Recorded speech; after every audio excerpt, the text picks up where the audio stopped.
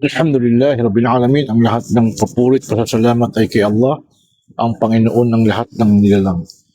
Welcome po sa Java Comparative and Karasid Bilancer. Kung natatandaan po ninyo, kamakailan po ay may post tayo tungkol sa tatlong talata na nakalagay po sa Biblia. Genesis 6:6, Genesis chapter 6 verse 6 and 7, Exodo chapter 31 verse 17, at saka po 1 Corinthians chapter 1 verse 25. Okay. Bago po ako magsimula, o nga pala, ang ating pong episode ngayon ay handog po sa inyo ng Janna Tongkat Ali. Ayan. Kayo ba'y nangihina? Kayo ba'y nalulupaypay? Walang kagana-gana? Taglayin ang lakas ng halimaw. Mag-Janna Tongkat Ali. Ayan. Ito po ay isang herbal coffee na sinangkapan po ng iba't ibang mga herbal. Meron pong Agathicus myrrhe, meron po siyang bignay, meron po siyang ginseng, meron din po siyang moringa, and of course yung kape niya ay Arabica, and of course may stevia siya, non-dairy creamer, and yung kanyang sweetener po ay stevia, at meron po siyang purple corn, goto cola, ayan po. Halal po ito. 200 pesos po yung ganito. Nagpapasalamat po tayo kay Ginoong Teddy Martinez ng Canada na nag-sponsor po ng kape para po sa event tomorrow. Okay? Siya po ay nagabi ng at least 15 boxes. Ayan. Alhamdulillah. So, ito po, 200 pesos lang po, 10 sachet. Okay. Again, mga kababayan, wag naman sanang isipin ng mga kababayan natin bakit daw ako punan ng Biblia? Una kasi, una-una mga kababayan, ako po isang missionaryong Muslim. At hindi naman talaga maiwasan ng comparative religion. At pag pinesenta namin ng Quran, siyempre ang pipresenta ninyo ay sabihin ninyo, hindi kayo niniwala sa Quran. Kaya gumagamit ng karasid ng Biblia. Okay? At palibasa ang majority sa atin dito ay nagpapakilalang Kristiyano. So, at napinanggalingan po ng karasid. Ayan. So, gusto ko lang pong i-share sa inyo kung bakit yung pinaka-fundamental teachings po ng Christianity, dugo ni Kristo, ating fundamental teaching ay hindi ko na pinaniwalaan kasi ho ay marupok. With all due respect. Again, mga kababayan, wag na meron kayong maririnig sa akin na maaaring hindi kaaya-aya sa inyo. Magkagayon pa man, gusto ko lang po open-minded yung aking na kayo na nanonood. Sa mga nagpapakilalang Kristiyano na kung saan ay sila may kabaitan, may pakikipagkapwa-tao, lalo na sa aming mga Muslim, at hindi pala husga, hindi pala hatol, at ang ilang pa nga dyan ay may pag-ibig pa nga sa kapwa. Maniwala ho kayo sa akin. Saludo po ako sa inyo. Marami po akong kaibigan, Katoliko, number 1.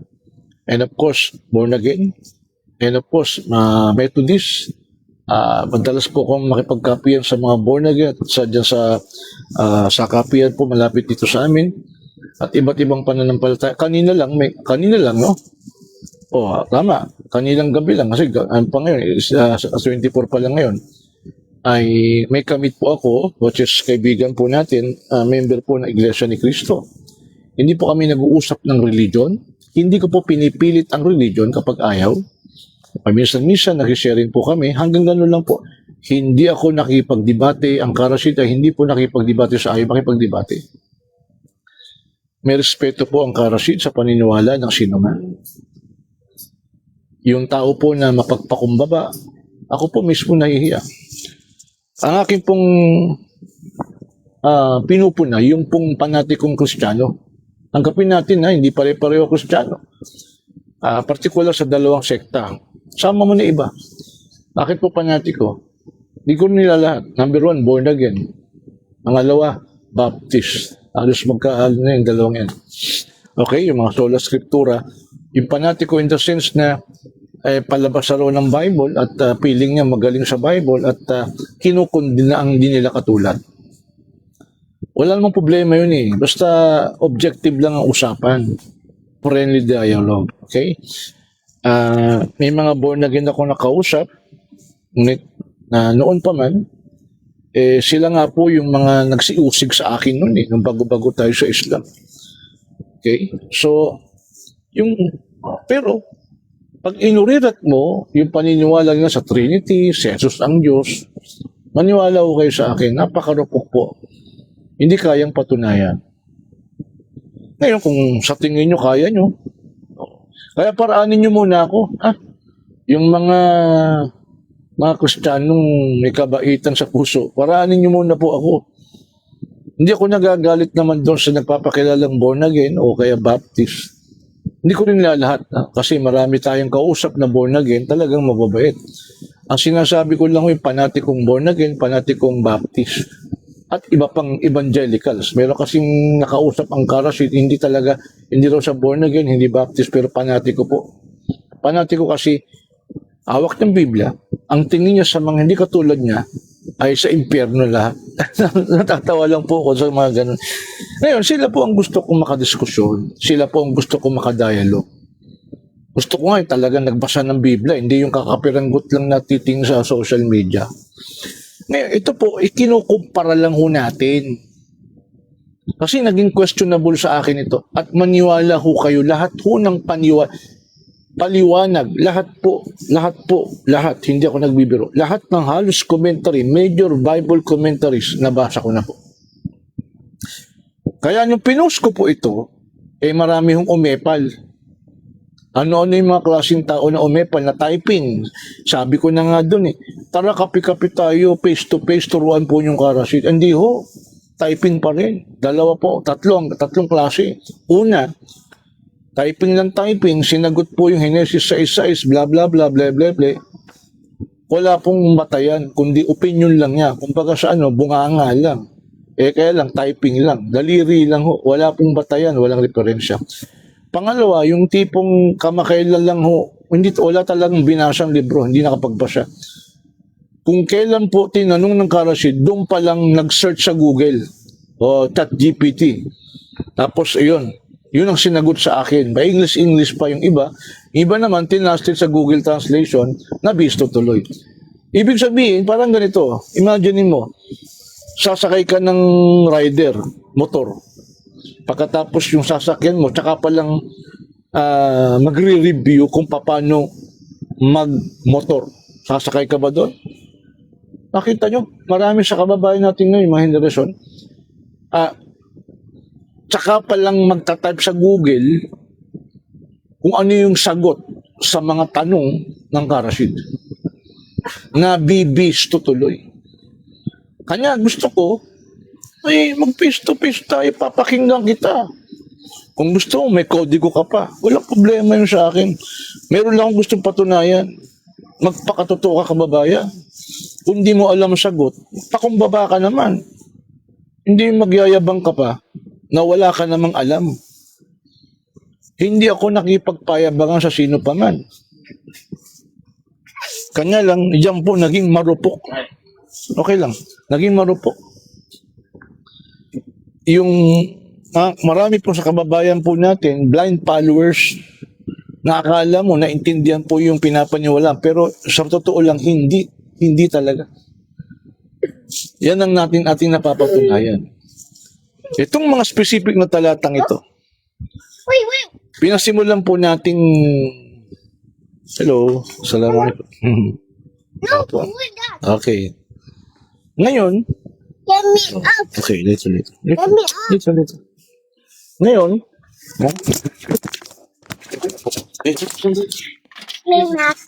Big Mac. okay. Okay. They're coming. They go to the next friend.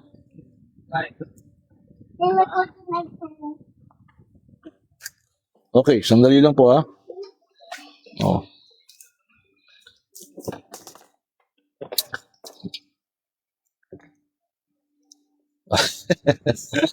Live tayo, wala tayong script dito. Ha? Okay. So, saan na ba tayo? Kung mapapansin po ninyo, pinost ko po itong talatang ito, hindi po bago to. Para sagutin po yung isang nagmagaling na pinag-aralan daw po niya ang Quran at napatunayan na ang Quran po ay kinopya po sa Biblia. So, kung totoong kinopya po sa Biblia, bakit po ganito? Ako naman po yung nagtatanong lang. Ito'y patungkol sa katangian ng Diyos. Ikukumpara po natin ang Quran at Biblia. Huwag na po kayong mag-typing. Harapin po ninyong karasid. Lecturean nyo. Turuan ninyo. Ha? Iba matigas ang bungo eh. Ang kukulit, typing pa rin ng typing. Meron pong isang senior citizen, taga Bicol, gustong gusto raw, tanungin ko raw siya. Pero typing lang. Para daw matuto ako. Ilang beses ko na pong niyayaya. Kahit meron pa taga Baguio, kahit pumuntahan pa po natin yung taga Baguio. Ha? Ang karasid po ay nadayo outside Metro Manila. I-check lang ho natin yung ating connection bago po ako magpatuloy. Okay? Check lang ho natin. Kung malinaw pa yung sound natin. Yun. Yan. Okay. Alhamdulillah. Teka, may comment na kaagad. Binabati natin. Mamaya na. Okay. So, simulan po natin kumpara. Again paraanin po ninyo ako, paraanin ako ng ibang Christian. Paraanin po ako ng ibang Christian kung saan ay mga Kristiyanong magbait, may pakipagkapwa-tao sa Muslim. Ano pa tang iba nga may pag-ibig pa nga, mapagpakumbaba. Marami po akong ganyang kaibigan. Hindi ko po sila dinidebate. Ayaw kong makipagdebate sa ayaw makipagdebate. Sharing lang. Kung ayaw din ng sharing, okay lang. Pag nagkape, ayaw pag-usapan ng religion, okay lang. Kanina, kausap ko, member ng Iglesia ni Cristo, ang pinag-uusapan namin, sharing niya yung tungkol sa anniversary nila. Konting politics. May kausap naman tayong born again, sinishare sa akin yung kanilang pag-aaral ng Biblia. No comment. Nakikinig lang ako. Ganun lang sana. Akin lang pong pinupuna yung nagmamagaling. Umahatol sa aming mga Muslim. Kayong mga Muslim, mga antikristo kayo. Kayo'y impyerno na. Kayo ay hinatulan ni Jesus Christ.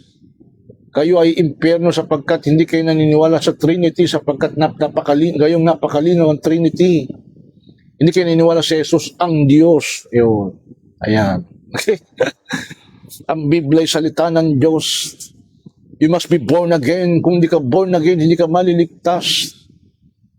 Dapat baptist ka. Si Jesus baptist noon. Ang mga sinaunang Kristiyano baptist.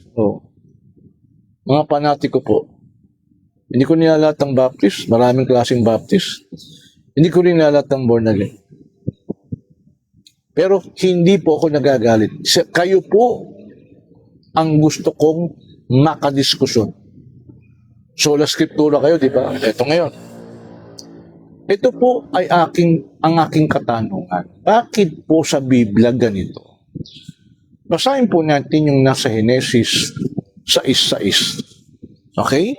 Basahin muna ho natin. Chapter 6 verse 6 ng Henesis.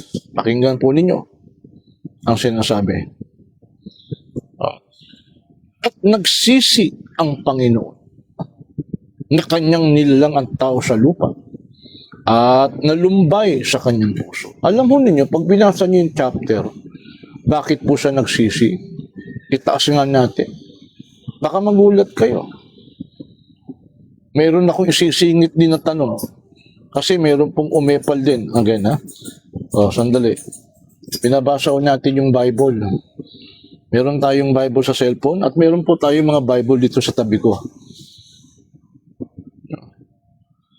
Pag binasa mo yung unahan ng Henesis, sa chapter 6 verse 1. Ito po ang mababasa natin. Okay? Genesis chapter 6 verse 1. Okay. Genesis chapter 6 verse 1. At nangyari nang magpasimula na dumami ang mga tao sa lupa, sa balat ng lupa, at magkaanak ng mga babae. At nakita ng mga anak ng Diyos, sino po nakakita doon sa mga daughters of men, sa mga anak ng babae ng tao, anak na babae ng tao, mga anak ng Diyos. Kasi mayroon po, isisingit ko lang, mayroon kasing umepal doon sa comment, Rashid, di mo naintindihan, si Jesus si Jesus ay Diyos sapagkat siya'y anak ng Diyos. At ang anak ng Diyos ay Diyos. Anak ng aso, anak ng unggoy, anak ng kwago, anak ng Diyos na. Ganun ba? Kaya kita nyo dalawa pong apostol sa nagsasabing sila Kristiyano. Ano po yun? Boomerang technique ng Rashid at saka para mapunta sa dilema. Paano hindi mapupunta sa dilema? Paano? Kung ang premise mo, ang pag sinabing anak ng Diyos ay Diyos na, paano itong mga to? Ito ba mga Diyos din? Baka nga kasama si Jesus to with all due respect. Nakita ng mga anak ng Diyos. Ang dami. Mga anak ng Diyos na magaganda ang mga anak na babae ng mga tao. At sila'y nangagsikuha ng kani-kanyang asawa sa lahat ng kanilang pinili. Pantakin mo, nakita ng mga anak ng Diyos presumably, nasa langit sila. Pagdungo ng ganun, nakita nyo, wow, ang sexy, ang gaganda. Tapos, kumuha sila ng kani-kanyang mga asawa sa mga anak na babae ng tao, daughters of men. Hindi sila tao, mga anak ng Diyos. Therefore, kung ang premise mo ay ang anak, porque anak ng Diyos Diyos na, ang dami pala talagang Diyos, mga anak ng tao. Bakit ganito ang ginawa ng mga anak? Ang dami palang Diyos, mga anak ng Diyos, na sinasabing Diyos din. Ang dami palang mga Diyos. Kasi mga anak ng Diyos, anak ng Diyos daw, Diyos na. Ang dami pala nito. Kanya lang, ang nakakabigla rito, nagsikuha sila ng maasawa. Inasawa nila yung babaeng tao. At sinabi ng Panginoon, ang aking espiritu ay hindi makikipagpunyagi sa tao magpakailanman sapagkat siya'y may laman. Gayon may magiging 120 taon ng kanyang mga araw. At ang mga higante, tinatawag ng iba Nephilim, ay nasa lupa ng mga araw na yaon. At pagkatapos din naman na makasiping, nakipagsiping Sino pong nakipagsiping? Mga anak ng Diyos. At kung ang anak ng Diyos ay Diyos, isang katutak na Diyos po ang sumiping sa mga babaeng tao. Nakita nyo yung mga premise? Rashid, pag anak ng Diyos, Diyos na. O ganun ba? Ito ba mga Diyos to? Na sumiping sa babaeng tao.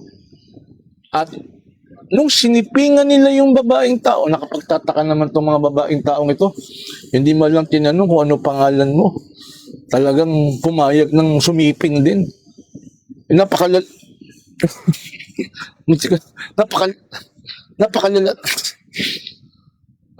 Napaka-chipipay naman itong mga babaeng taong ito. Nakita siguro mga pogi. Siyempre, anak daw ng Diyos pag anak ng Diyos, sabi nung umepalak sa comment, automatic, Diyos na. Ang dami palang mga Diyos. At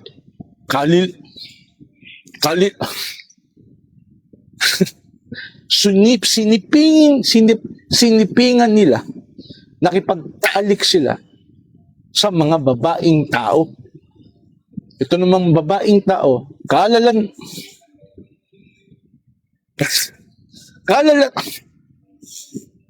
hindi man lang tinanong ang pangalan.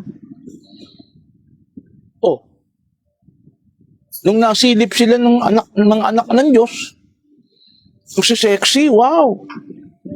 Pumili sila, kanya-kanya, ang dami nito. Pagkatapos, nakipagsiping sila, ito namang babaeng tao, nakalalan, ubod ng pumayag. Hindi man lang tanong kung taga saan kayo. Ah, ano ba kayo, tao o hindi? Di ba? Hindi man lang tinanong kung anong pangalan o address. Pumayag na sila. Pumayag na. Ang bira. Ang mga higante ay nasa lupa ng mga araw na yaon. At pagkatapos din naman na makasiping ang mga anak ng Diyos. Pag anak ng Diyos, mga Diyos. Anong klaseng Diyos to? Real talk tayo mga kababayan, ha? Pababasa mo Pag anak daw ng Diyos, sabi nung umepal sa atin sa comment, automatic. At ganyan din naman ang maraming nakalaban ng karasid, ang anak ng pusa.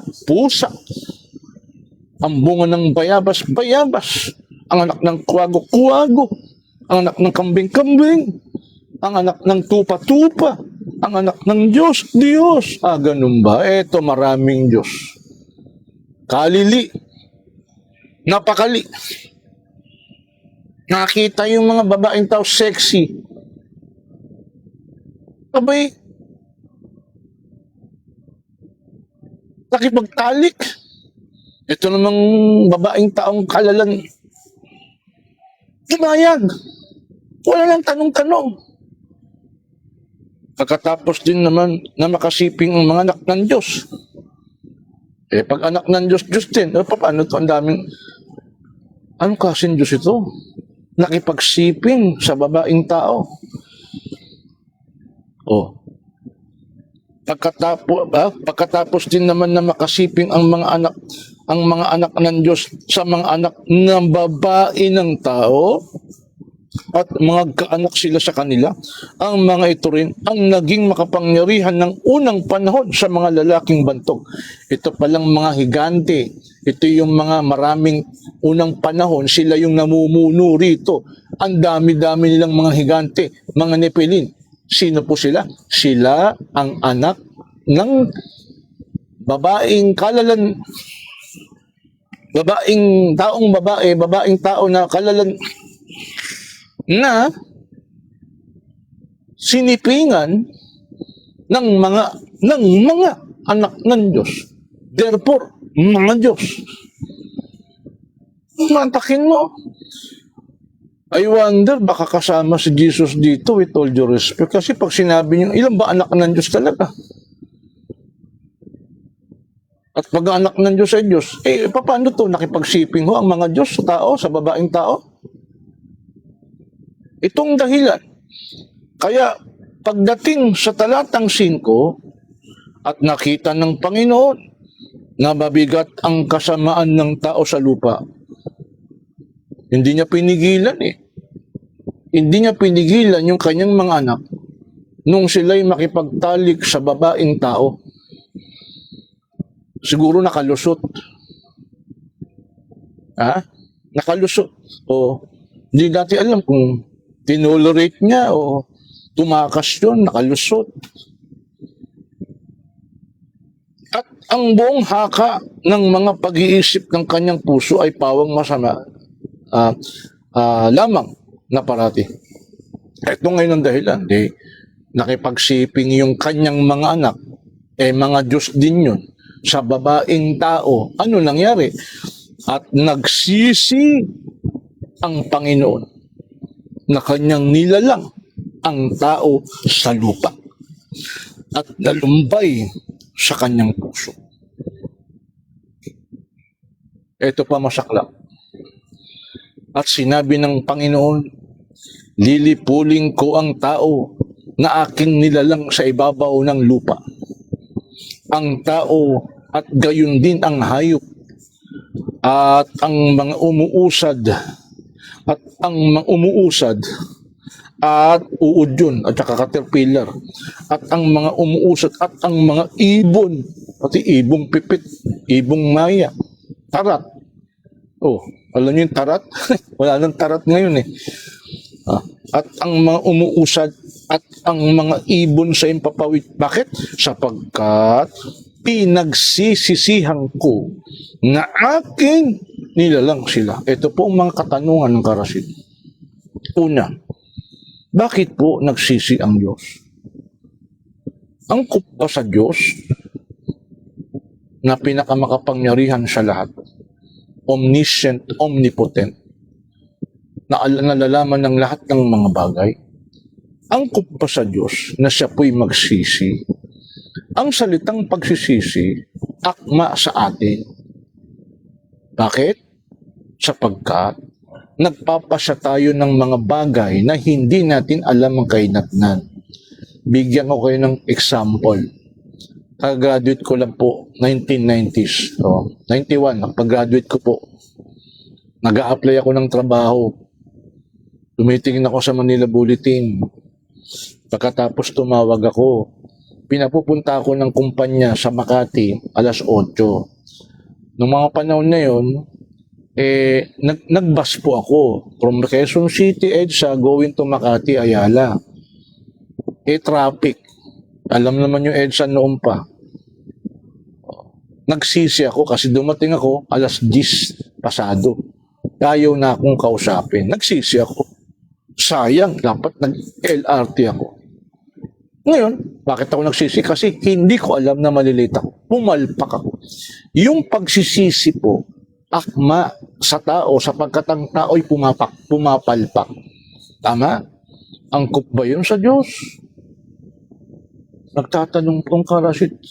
At higit sa lahat, nung nakita po niya ang kanyang mga anak, marami yun. Kasi pinuno nila ng mga higanti itong lupa, itong earth. Yung mga higanti raw, Nephilim yung unang mga tao daw dito. Sila daw yung mga pinuno dito, malalakas na tao, etc. Yung mga anak ng Diyos, nakita yung mga babaeng tao, sinipingan. Ito naman babaeng tao, nakalalan. Ang lalan, sumipin. Pagka ibinigay na agad yung bataan. Di ba? At nagkaanak sila, nagka-baby. At yung mga baby na yung mga higantes, nakita ng Diyos, napakasama ng lupa.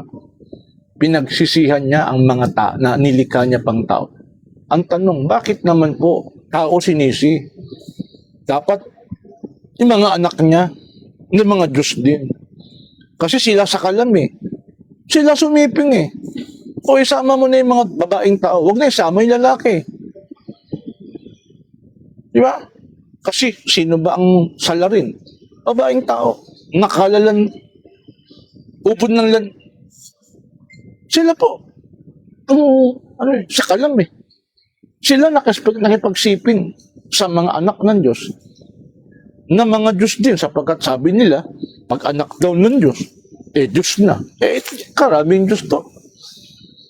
Nakalili. Sobrang sinipingan ng babaeng tao. Pagkatapos, pinagsisisihan ko, nilikha niya ang tao. Bakit naman nadamay lahat ng tao? Wala bang matuwid ng panahon na yun? Ha? Ito pa.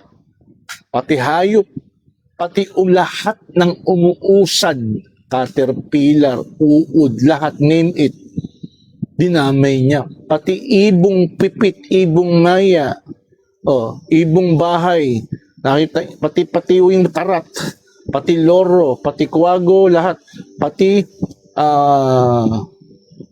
tawag doon, may ibon ako dito lovebird. Pinagsisisihan ko, nanilikha ko pa. Ano naman ang malay ng ibong pipit? Anong malay ng lovebird? Anong malay ng kalapate? Kung ikaw din ng kalapate, baka magreklamo ka, Lord, ano naman ang malay ko dyan hindi naman kami guilty. Isisihin po ninyo yung mga anak ninyo na Diyos din. Kasi sila po sumiping sa babaeng taong ubod ng Sobrang Bakit? Anong malay ng ibong pipit? Sige nga, sagutin mo, kababayan. Sige nga. Sige nga. Intindi mo tong sinasabi ng Karasin.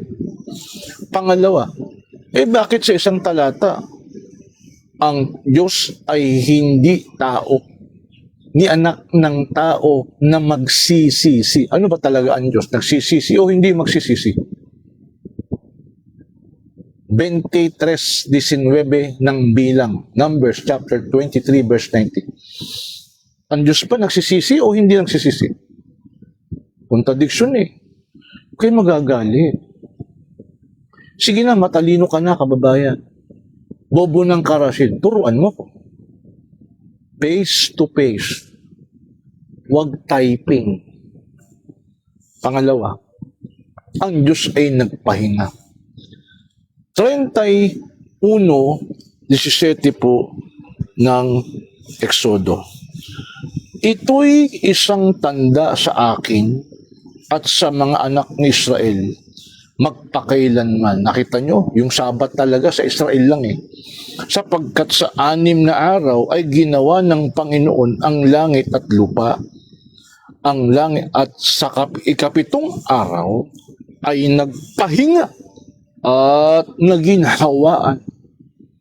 Rested and refreshed. Ano daw ulit? Ito'y isang tanda sa akin at sa mga anak ni Israel. Sa Israel lang tong Sabat. O yung mga Sabadista, huwag na kayong Sabat ng Sabat. Pakipag-debate pa kayo, Sabat kayo ng Sabat. Sa 4-4 ng Malakias, ganun din eh. Ito'y isang tanda sa akin at sa mga anak ni Israel magpakailanman. Sapagkat sa 6 na araw ay ginawa ng Panginoon ang langit at lupa. At sa ikapitong araw ay nagpahinga at naginhawaan. Bakit po? Gagamit ako ng Tagalog na yung madaling maintindihan. Bakit po nagsisimba? Nangingiling ng Sabado? Kasi nagpahinga at naginhawaan ang Diyos. Bakit po ang iba linggo? Kasi nagpahinga ang Diyos, naginhawaan. Ang Diyos po ba napapagod? Nagpapahinga. In fact, may talata nga natutulog ang Diyos eh. Okay, magagalit, nababasa ko.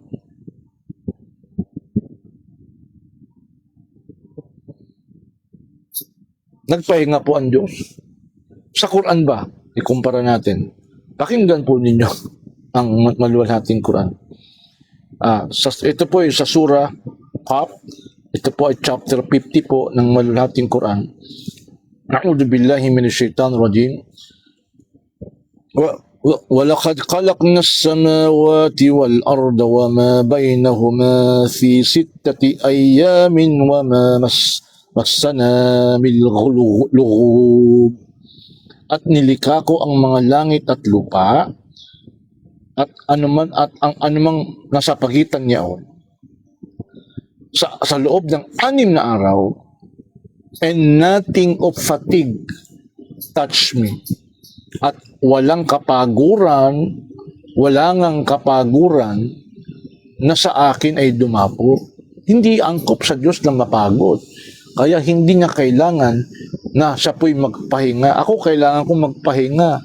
Gusto ko nga magpamassage eh, para ma-refresh. Ang sarap po ng feeling ng Karasin. Nagpapamassage po ako sa isang bulag.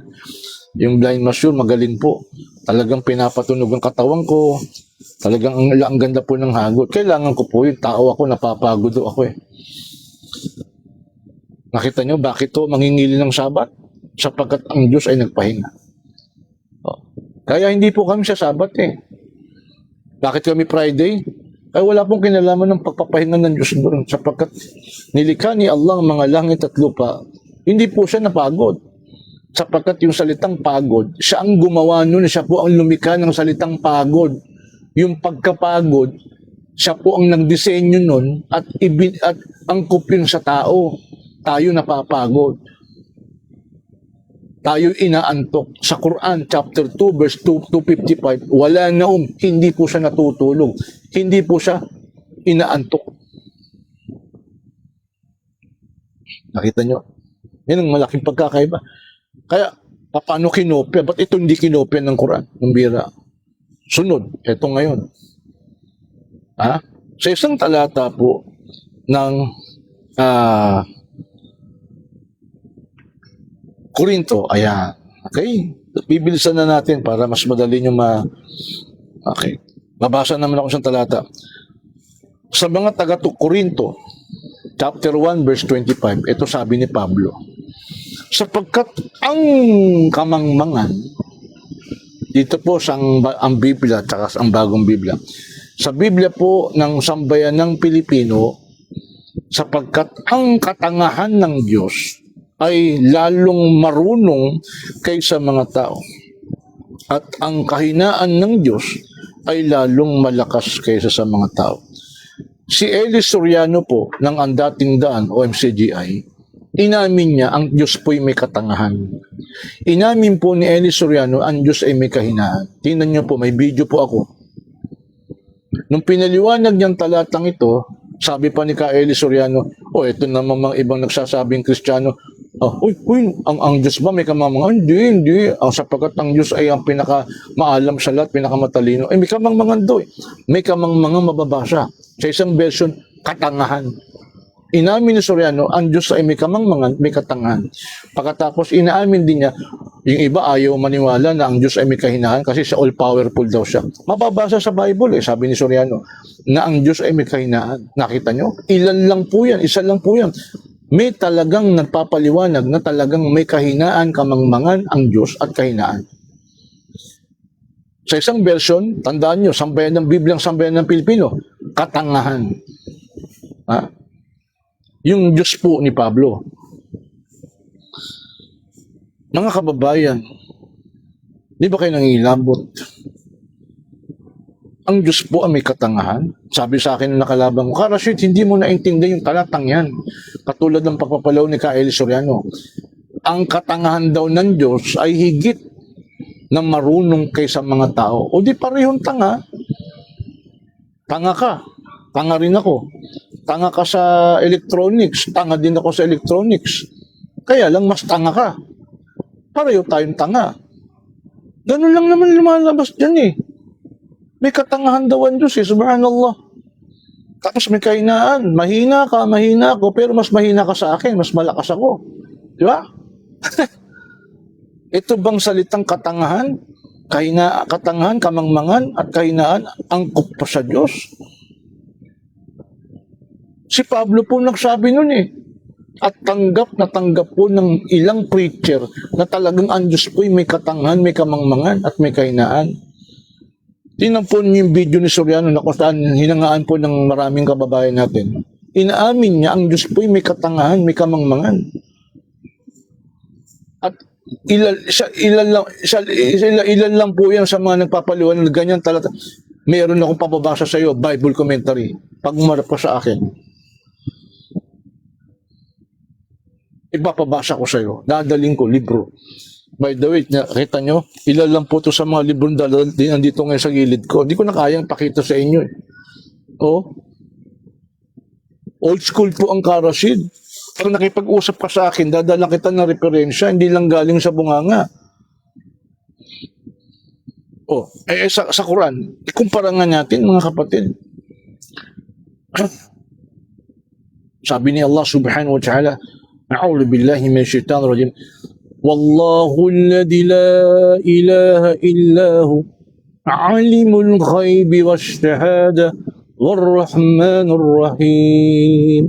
Wallahu alladhi la ilaha illahu al-malikul quddus الملك القدوس السلام المؤمن المهيمن العزيز الجبار المتكبر سبحان الله عما يشركون والله الخالق البارئ المصور له الأسماء الحسنى يسبح له ما في السماوات والأرض وهو العزيز الحكيم. Marami yung Muslim na memorize yan. Ultimong mga bata, mas magagaling pang magbasa sa akin. Yan po'y pangalan at katangian ni Allah subhanahu wa ta'ala. Basahin natin sa Tagalog. Ito po, meron po tayong official translation ng Tagalog. Ayan o, baliktad lang kasi front camera to. Ang malulahating Quran. Karashid. Ayan po. Okay? Maganda po yung pananagalog natin dito. Basahin po natin sa Tagalog translation. Yung pong binasa po natin. Pakinggan nyo mga kababayan. Siya ay si Allah na walang Diyos kundi siya ang nakaalam sa nakalingid at nasasaksihan. Siya ay ang pinakamaawain, ang pinakamahabagin, ang pinakamaawain. Siya ay si Allah na walang Diyos, walang dapat sambahin kundi tanging siya lamang ang hari, ang banal, ang tanging walang kapintasan. Ano raw po? Si Allah, ang nag-iisang Diyos na tunay. As-salam. Ano po ang as-salam? Free from all defects. Ang tanging walang kapintasan. Kanya, kayo mga Muslim na nag-aral po ng aspeto ng tauhid, lalo na doon sa tauhid al-asma'i wa sifat, yung kaisa ni Allah patungkol sa kanyang mga pangalan at katangian, mag-alala kayo sapagkat talagang sa atin lang pinag-aaralan yung mga ganyang bagay na si Allah subhanahu wa ta'ala may mga pangalan at katangian kanya lang na huwag mong may ukol, hindi angkop sa kanino pa man, sa kanya lang yun. Siya ang pinakamaawain. Siya lamang ang tanging walang pangangailangan. Al-Ghani, ang tanging free from all wants. Ang tanging walang pangangailangan. As-Salam, free from defects. Ang tanging walang kapintasan. Tayo may kapintasan tayo eh. Ang lahat ng hayop may kapintasan eh.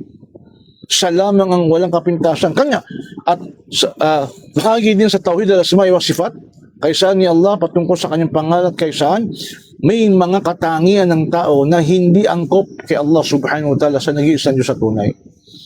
Tayo napapagod, hindi siya ganun. Nagsisisi tayo, hindi siya ganun. May katangahan tayo, hindi siya ganun. May kainahan tayo, hindi siya ganun. Naidlip tayo, inaantok tayo, natutulog tayo, hindi siya ganun. Huwag may kasalanan yun. Malaking kasalanan yun. Lalo na kung sabihin mo namatay ang Diyos. Iba talaga, hindi na nangilabot namatay daw ang Diyos, magtakin mo. Pasagutin po natin bukas sa bukas sa comparative religion workshop. Bukas, update natin kayo. So nakita niyo mga kapatid, mga kababayan. So, to sum up mga kababayan. Paano kinopya ng Quran ng Biblia? Bakit gano'n? Sa Biblia po, ang Diyos po nagsisi, umapal pa. Sa Biblia po, ang Diyos ay kailangan magpahinga. Pagkatapos ng lilalangin daw ang langit at lupa, nagpahinga siya. Kaya daw may sabat. Naginawaan pa siya, kailangan niya ma-refresh. Haggard na siya, na-refresh. Hindi po sa Quran gano'n. Hindi po natapos ang paglalang ni Allah. Kahit pagkatapos ng malalangin niya ang langit at lupa, patuloy pa rin siyang lumilikha. At hindi po siya napagod sa paglalang.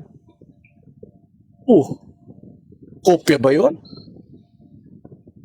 Tapos sa Biblia po, ang Diyos daw, sabi ni Pablo, hindi po si Jesus ang nagsabi, hindi po sinabi ni Jesus, si Pablo ang nagsabi, na ang Diyos daw ay may katangahan. Kamangmangan, katangahan.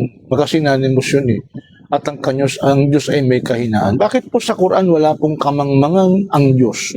Wala pong kahinaan. Ako po yung nagtatanong lang, kung sa tingin nyo mali ako, abay kausapin nyo ako, taga Quezon City, Metro Manila lang po ang Karasin. Okay? Babati po ako sa abot ng aking makakaya. Okay? Buksan po natin yung ating Facebook. Ayan. Okay?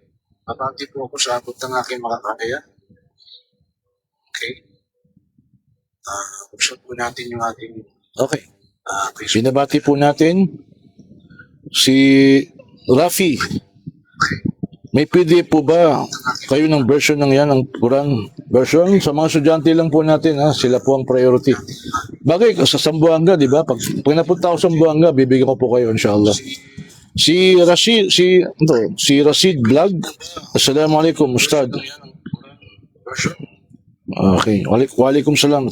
Abdul Rashid Esparagera.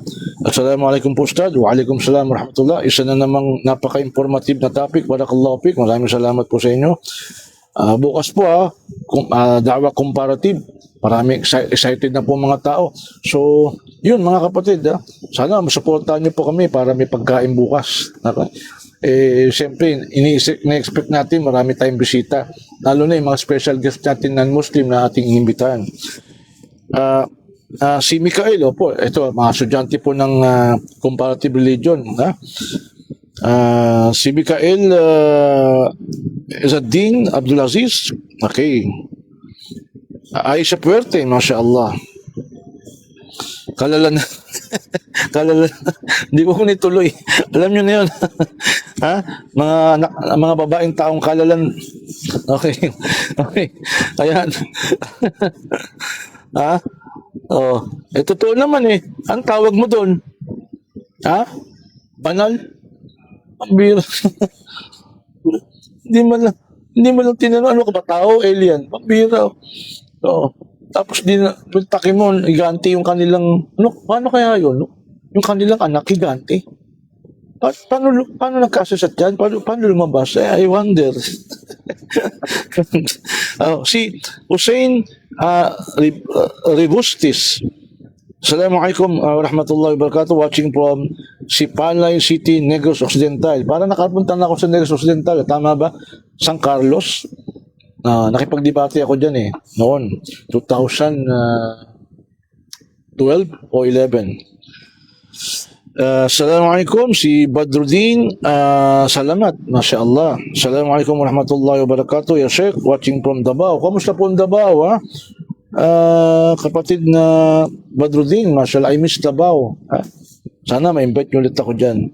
Okay, so hanggang dito na lang po. So again, mga kapatid, maglalambing ako sa inyo. Bukas na po yung ating pong comparative religion workshop. Okay? So, napapasalamat ako kay kapatid na Teddy Martinez ng Canada. Naglaan po sa atin ng kape. 15 boxes na ganito. So, bukas po talagang may kape na tayo. Inaantay na lang ho natin yung maglalampan ng ating merienda, ng ating pagkain. Kasi sapagkat maghapon na po tayo noon, alas 11 hanggang maghrib hanggang alas 6. Open forum po yun. Ito po ay workshop. Magpa-practice kayo kung paano sumagot kapag tinanong kayo. Diba? Katulad ng halimbawa pinagi ko nina. Kayo mga Muslim, bakit kayo sumasamba sa itim na bato sa Mecca? Diba? Bakit ang propeta ninyo sallallahu alaihi wasallam ay nag-asawa ng 6 years old? Paano mo sasagutin yun? Yan yung mga argumento ng mga hindi naman talaga nagbasa, yung mga naglalaro na ng League of Legends o kaya Counter-Strike, pagkatapos panood-nood, pasilip-silip sa YouTube at saka sa TikTok. Maniwala kayo, hindi nagbastin na nyo, babatuin natin yan, babatuin natin ang bumirang technique ala ka Rashid. Ilang taon ba si Maria o si Mary nung siya inasawa ni Joseph? Ayon sa Christian sources. Ilang taon po si Rebecca nung inasawa ni Isaac? Ayon sa Jewish sources. Nasa Bible po ba na mali ang ginawa ng propetang Muhammad sallallahu alaihi wasallam?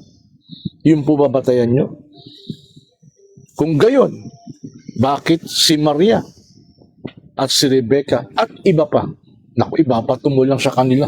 Kaya hindi harap yung mga ganyan ganyang tanong, nangaasal lang yan, puro bully-bully. Marami pong nagko-comment hanggang bully lang. Tumanda na hanggang bully lang. May mga unresolved past nung high school, ina-unlist lang nila, hindi sila walang pumapansin. Alam mo ninyo, may mga umiepal dito sa comment natin, ang pampress niya 4, 8, 30. Wala akong pumapansin. Magpo-post, wala akong nanonood, wala po. Okay? Come. Okay? Masibay. Ito po yung aking apo. Si Zain Yusuf. Assalamualaikum. You're welcome. Mm. Pull me up. Yes. Okay. So, nag-aantay na lang po tayo na sana may pang-merienda tayo bukas inshallah. At may pangkain po tayo kahit papano sa ating pong mga bisita. Volunteer lang po ang Rashid. Alhamdulillah. Alhamdulillah Rabbil Alamin. So, maraming salamat po sa inyo. Ha? Jazakumullahu khairan. Assalamualaikum warahmatullahi ta'ala wabarakatuh. اللهم كلمات الله اللهم كلمات الله التامة ومن كل شيطان حرام ومن كل عين لام. يوه. Hey, assalamualaikum warahmatullah. Hello, say bye. Bye. Bye.